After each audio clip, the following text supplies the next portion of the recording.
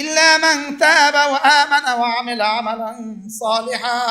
এই তিনটার পরেও যদি কেউ তওবা করে, ওয়া আমানা ঈমান আনে, ওয়া আমিলা আমালান সালিহা কি করে, নেক আমল করে, ফাউলাইকা ইউবাদদিলুল্লাহু সাইয়্যাতিহিম হাসানাত, আল্লাহ তাআলা তাদের গুনাহগুলোকে নেকি দ্বারা বদলায় দিবে। وكان الله غفورا رحيما, আল্লাহ তাআলা গফুর, আল্লাহ তাআলা রহিম। ومن تاب وعمل صالحا فإنه يتوب إلى الله متابا, আর যে তওবা করে এবং নেক আমল করে সে যেন আল্লাহর দিকে ফিরে গেল, সে যেন আল্লাহর দিকে কি আল্লাহ। হযরত ওয়াসি বললেন, ইয়া রাসূলুল্লাহ, এখানে তো তিনটা শর্ত জুড়ে দিয়েছেন, ইল্লা মান তাবা ওয়া আমানা ওয়া আমিলা সালিহা। এখানে তো তিনটা শর্ত আছে, তিনটা শর্ত, তওবার শর্ত, ঈমানের শর্ত, আমলে সালেহের শর্ত। কয়টা শর্ত? এই তিনটা মনে হয় আমার দ্বারা পুরা হবে না। আমি তো কোনোভাবে ঈমান নিয়ে আসলাম, তওবাও করে ফেললাম, লেকিন আমি যদি আমলে সালেহের হক আদায় করতে না পারি, কি আমি যদি আমলে সালেহ কি করতে না পারি, এবার আল্লাহ তাআলা আরেক আযাব নাযিল করলো, ইউআযযিবু মান ইয়াশা ওয়া ইয়াগফিরু মান ইয়াশা, যাকে চান তাকে মাফ করবেন, যাকে চান তাকে আযাব দিবেন। এবার ওয়াসি বলল, ইয়া রাসূলুল্লাহ, আমারে যদি না চান তো আমার কি হবে? কি আরে বুঝাইতে পারতেছি? এবার আল্লাহ তাআলা আয়াত নাযিল করলো, ইয়া ইবাদিয়াল্লাযীনা আসরাফু আলা আনফুসিহিম লা তাকনাতু মির রাহমাতিল্লাহ ইন্নাল্লাহা ইয়াগফিরুয যুনুবা জামিআ। এখানে আর কোনো কয়েদ নাই, এখানে আর একটা কয়েদও নাই। ইন্নাল্লাহা ইয়াগফিরুয যুনুবা জামিআ ইন্নাহু হুয়াল গফুরুর রহিম। এই জামিআর মধ্যে কি কি আছে? সব আছে। কি কি আছে বলেন? সব আছে। রব সব মাফ করে দিবে, বলেন না ইনশাআল্লাহ। তুমি কেমনে কর? আমি এমনি কর না, আমি শুধু এমনি কই কে লাগে আল্লাহ দেবো তোর মাফ, আমনে করে কেবো তোরা যে এটা হুঞ্চ তোর মাফ ইনশাআল্লাহ। আমাদের 1-2 হাজার মানুষকে মাফ করলে আল্লাহর খাজানা কমবে তো? কি আল্লাহর খাজানা তো কম পড়বে?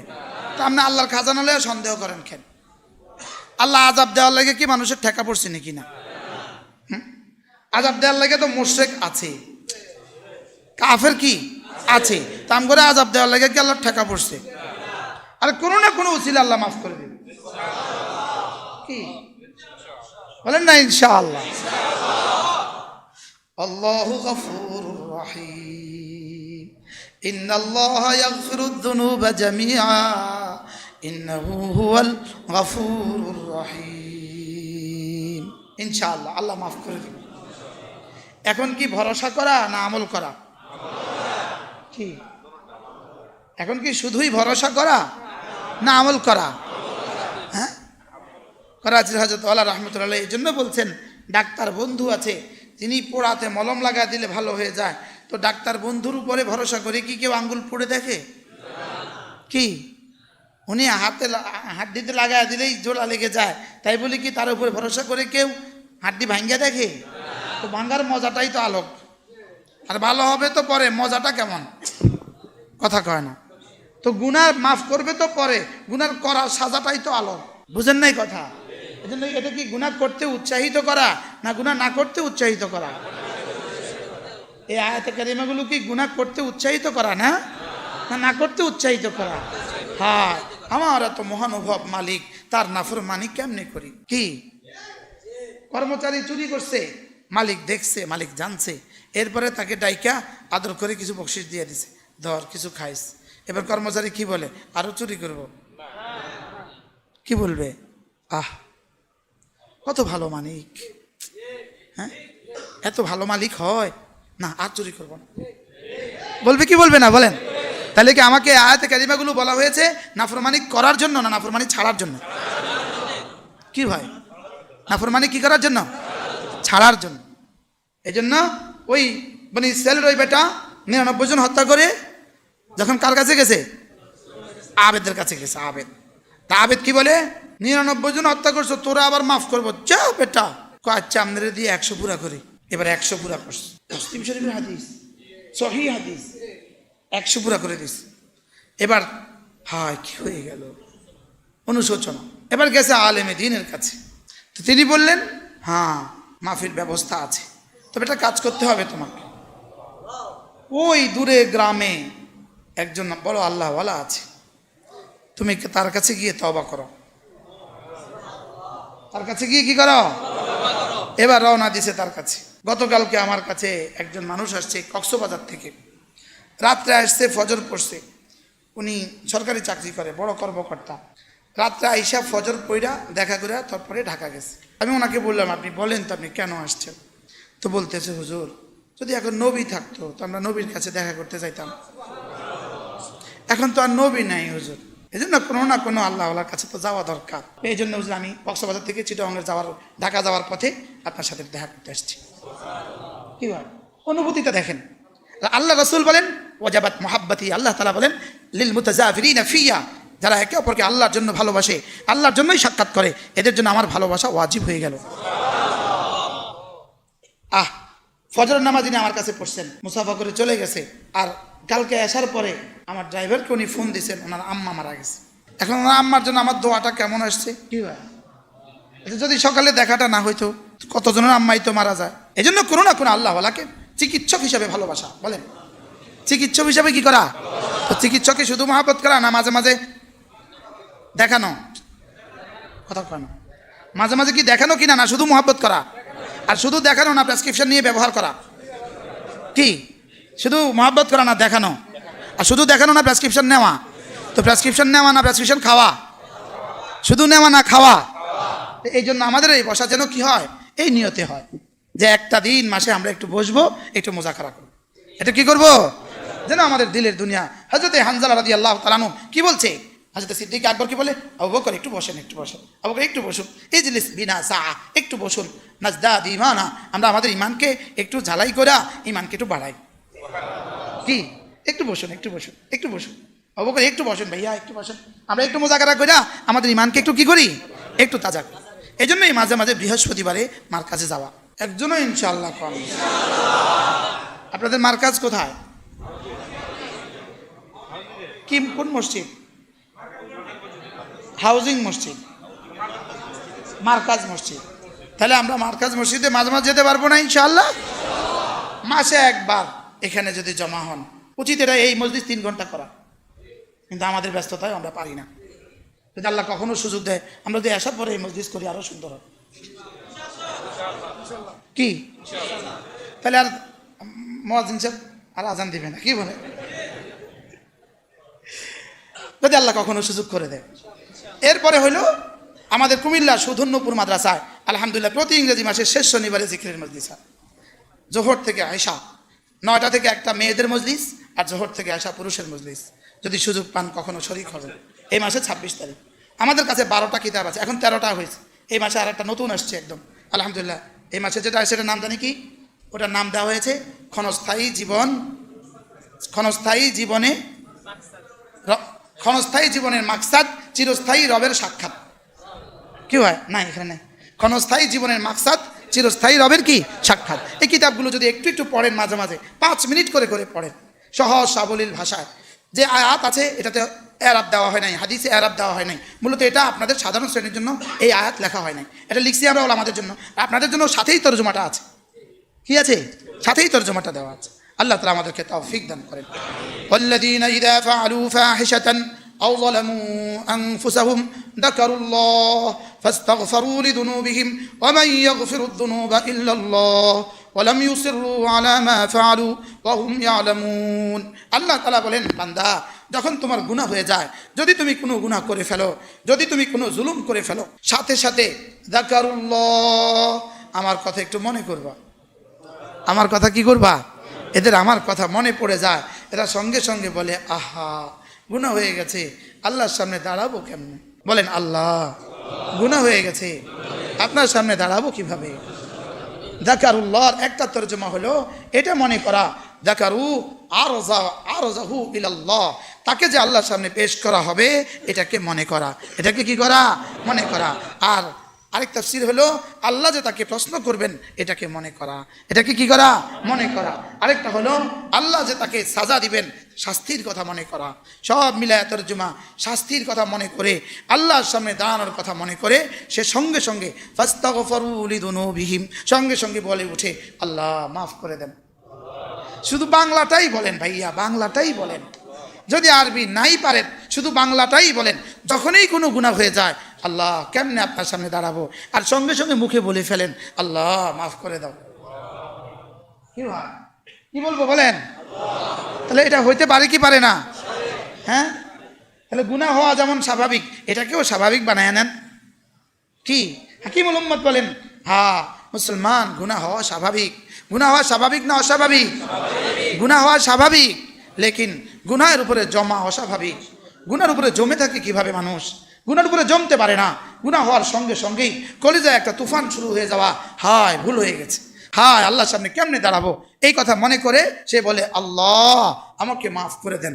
আস্তাগফিরুল্লাহ আস্তাগফিরুল্লাহ আস্তাগফিরুল্লাহ আস্তাগফিরুল্লাহ আস্তাগফিরুল্লাহ আস্তাগফিরুল্লাহ আস্তাগফিরুল্লাহ আস্তাগফিরুল্লাহ আস্তাগফিরুল্লাহ আস্তাগফিরুল্লাহ আস্তাগফিরুল্লাহ আস্তাগফিরুল্লাহ যাকারুল্লাহ ফাস্তাগফিরু লিযুনুবিহিম সঙ্গে সঙ্গে আল্লাহ তাআলার কথা মনে হয়, আর এরা গুনার জন্য ইস্তেগফার করে, আর দিলে দিলে বলতে থাকে ওয়া মান ইয়াগফিরুয যুনুবা ইল্লাল্লাহ, আল্লাহ আপনি ছাড়া মাফ করনে ওয়ালা তো আর কেউ নাই।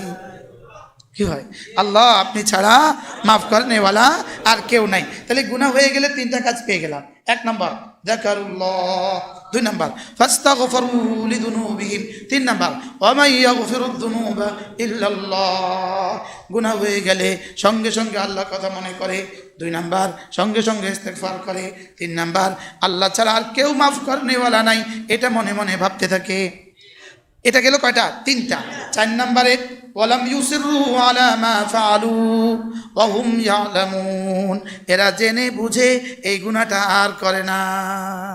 বলেন জেনে বুঝে, জেনে বুঝে বলেন এই গুনাহটা বারবার করে না। এই গুনাহটা কি করে না? বারবার করে না, বারবার করে না, ইসরার করে না, মানে বারবার করে না। এজন্য ইমাম আহমদ ইবনে হাম্বল রাহিমাহুল্লাহ বলেন আল মুসিররু আলা যুনুব আল মুকিররু আল মুসিররু আলা যুনুব আল মুকিররু বিল ইস্তিগফার, মুখে মুখে বলে আস্তাগফিরুল্লাহ, আবার গুনাহটা বারবার করে। সে যেন আল মুস্তাজি মার রব, সে যেন রবের সাথে তামাশা করলো। নাউজুবিল্লাহ বলে না? ইস্তিগফার করে টোরে আবার দোকানে গিয়া ওই ডেস্কের নিচে আবার টেলিভিশনটা আবার চালু করে দেবে। কি আছে না নাই?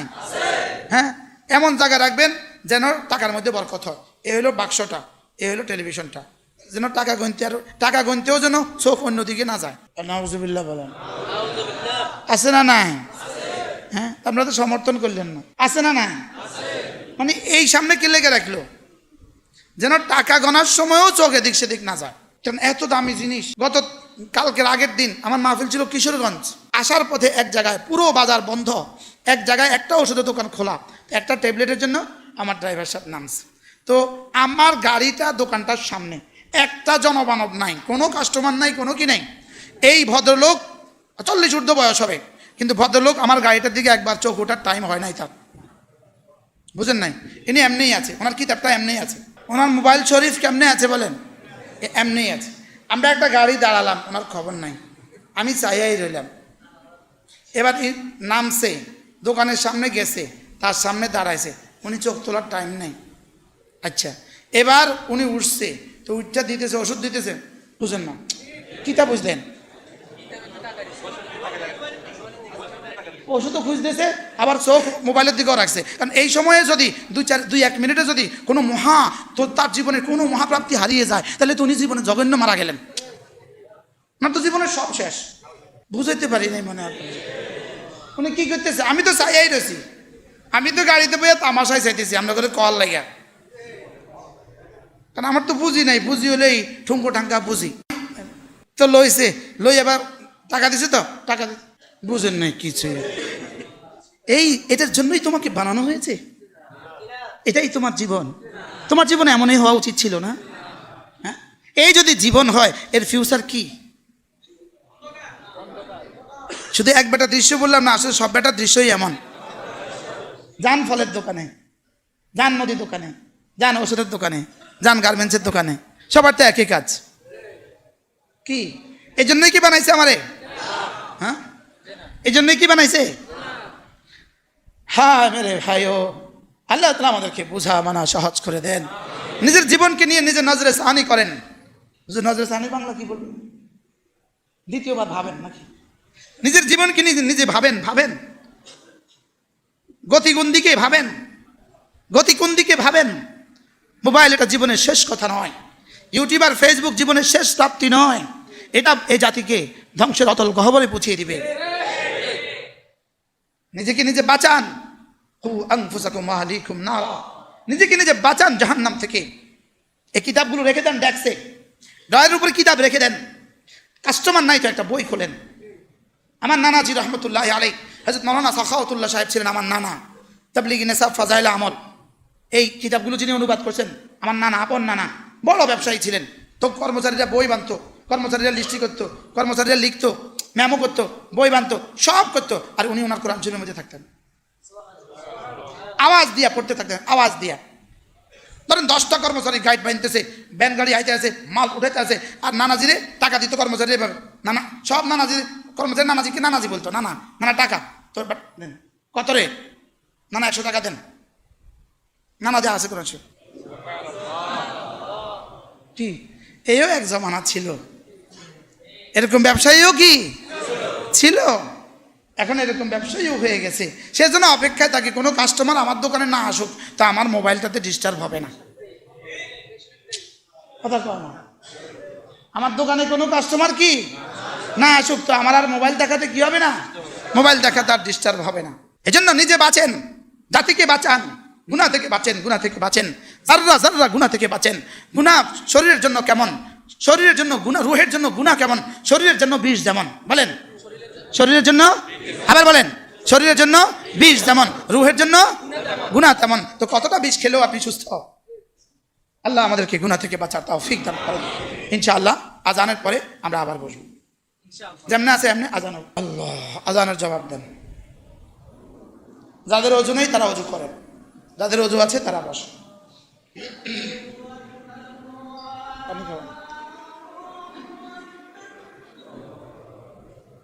কিন্তু কোন গুনাহ মুছে দেয়?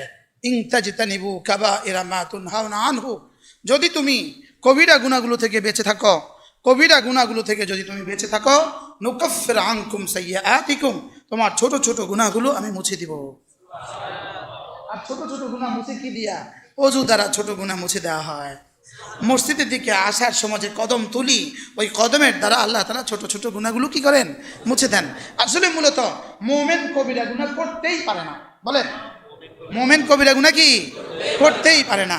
যদি কখনো হয়ে যায় তো তওবার হক আদায় করা, ইস্তেগফার আর তওবার কি করা? হক আদায় করা। আর নামাজ যেন আমার গুনাহকে মাফ করার আল্লাহ তাআলার কাছে সবচেয়ে বড় হাতিয়ার। এজন্য নামাজ ইস্তেগফারের আমলি নমুনা। নামাজ ইস্তেগফারের কি আমলি নমুনা। নামাজের মধ্যে ইস্তেগফারও কি আছে? নামাজের মধ্যে কি আছে? ইস্তেগফারও আছে। এজন্য আমরা জামাতের সাথে নামাজ নিশ্চিত করব ইনশাআল্লাহ। বলেন ইনশাআল্লাহ। বিশেষ করে ফজরের নামাজ। বলেন যার ফজর জামাতের সাথে নিশ্চিত হয়ে গেল, আশা করা যায় বাকি 4টা নিশ্চিত হয়ে গেল। কি ভাই? এজন্য নিয়ত করেন ইনশাআল্লাহ আমরা ফজরের নামাজ জামাতের সাথে পড়ব। বলেন ইনশাআল্লাহ। দিল থেকে বলেন, দিল থেকে বলেন আমরা ফজর নামাজ কি পড়ব? জামাতের সাথে। রাসূল করিম সাল্লাল্লাহু তাআলা আলাইহি ওয়াসাল্লাম ফরমান, 2 নামাজ মুনাফিকের জন্য বড় ভারী, এশার নামাজ এবং ফজরের নামাজ। এশার নামাজ এবং কি এই 2 নামাজ মুনাফিকের জন্য বড় ভারী। আল্লামা ইবনুল কাইয়িম আল জাওজিয়্যি আলাইহির রাহমাতুল্লাহ লিখছেন, এতটা ভারী নয় যে মুমিনও পারে না, আর এতটা সহজ নয় যে মুনাফিকও পারে। কি ভাই? আলহামদুলিল্লাহ, মুমিনের ছুটে না, মুমিনের কি ছুটে না, আর মুনাফিক পারে না, মুনাফিক কি পারে না। এজন্য যেই রাতে অযথা কাজে খামাখা আপনি রাত 2টো বাজে ঘুমাচ্ছেন আর ফজর পড়তে পারছেন না, আপনার এই 2টো বাজ পর্যন্ত জাগা আপনার জন্য কোনোভাবেই জায়েজ হবে না। হ্যাঁ, মজবুরি তো মজবুরি, সফর তো সফর, বুঝেন নাই? ডিউটি তো ডিউটি, লেকিন ডিউটি ছাড়া কোন ডিউটিতে আপনাদের এই মানুষগুলো বাজার থেকে আসার পরে গিয়া রাত 2টা বাজে ঘুমায় ঘরে? কোন ডিউটির কারণে বল? শুধুই সুদূর বুদুর করে। বাস্তবতা এমন না? কেন কিসের কেন সে 1টা বাজে গেল, 2টা বাজে গেল? এই জন্য আমি ফজর পড়বো, এটা হবে সিদ্ধান্ত। বলেন ইনশাআল্লাহ। রাসূল করিম সাল্লাল্লাহু তাআলা আলাইহি ওয়াসাল্লাম ফরমান, মান সাল্লা সালাতাল ফজরে ফাহুয়া ফি জিম্মাতিল্লাহ, যে আল্লাহর ফজরের নামাজ পড়লো সে আল্লাহ তাআলার জিম্মাদারিতে ঢুকে গেল। আল্লাহর জিম্মাদারিতে কেউ ঢুকে গেলে তার আবার অভাব হয় কিসের? হ্যাঁ, তার আবার সমস্যা হবে কেন? সে তো আল্লাহর জিম্মাতে ঢুকে গেছে। মান সাল্লা সালাতাল ফজরে ফাহুয়া ফি জিম্মাতিল্লাহ, যে ফজরের নামাজ পড়লো সে আল্লাহ তাআলার জিম্মার মধ্যে ঢুকে গেল।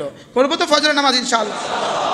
এরপরে 5 ওয়াক্ত নামাজের পরে যে তাসবিহাতগুলো রাসূল শিখিয়েছেন, এই তাসবিহাতগুলো আল্লামা তাকি উসমানী দামাত বারাকাতুম বলেন, এগুলো মিন মুকাম্মিলাতিস সালাহ, এগুলো নামাজকে পরিপূর্ণ করে দেয়।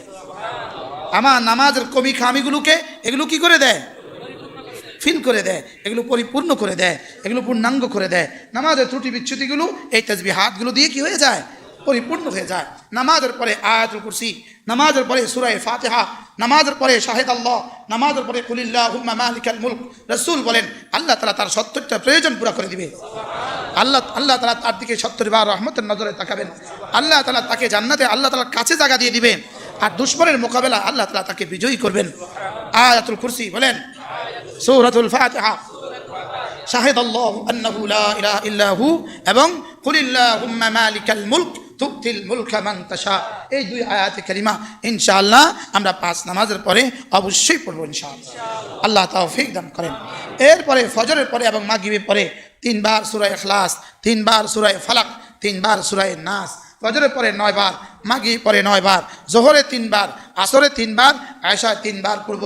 আল্লাহর নবী বলেন, তুকফিকা মিন কুল্লি শাই, আর কোনো ক্ষতি তোমার দুনিয়া আখিরাতে হলো না। যাও, তাকে জিনে ধরতে আসে তো এই 3 সূরা কি বলে জানেন? এই হট, এই সর, আমরা আছি। তারা যদি কেউ তাবিজ করে তো কি বলে? সর, আমরা আছি। তার বিরুদ্ধে যদি কেউ ঈর্ষা করে, হাসাদ করে তো বলে আমরা আছি। তুই হাসাদ করে কোনো লাভ নাই।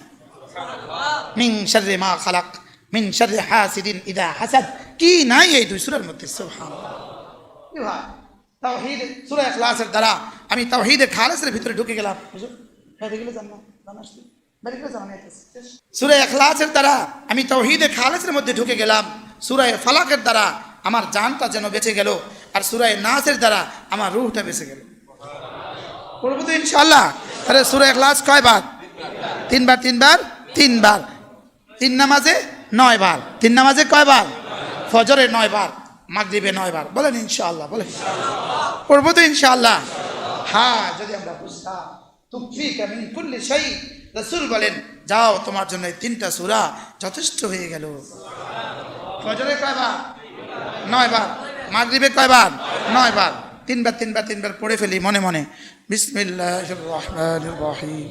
কুল হুয়াল্লাহু আহাদ আল্লাহুস সামাদ লাম ইয়ালিদ ওয়া লাম ইউলাদ ওয়া লাম ইয়াকুল লাহু কুফুয়ান আহাদ। বিসমিল্লাহির রহমানির রহিম। কুল হুয়াল্লাহু আহাদ আল্লাহুস সামাদ লাম ইয়ালিদ ওয়া লাম ইউলাদ ولم يكن له كفوا أحد. بسم الله الرحمن الرحيم. قل هو الله أحد الله الصمد لم يلد ولم يولد ولم يكن له كفوا أحد. بسم الله الرحمن الرحيم.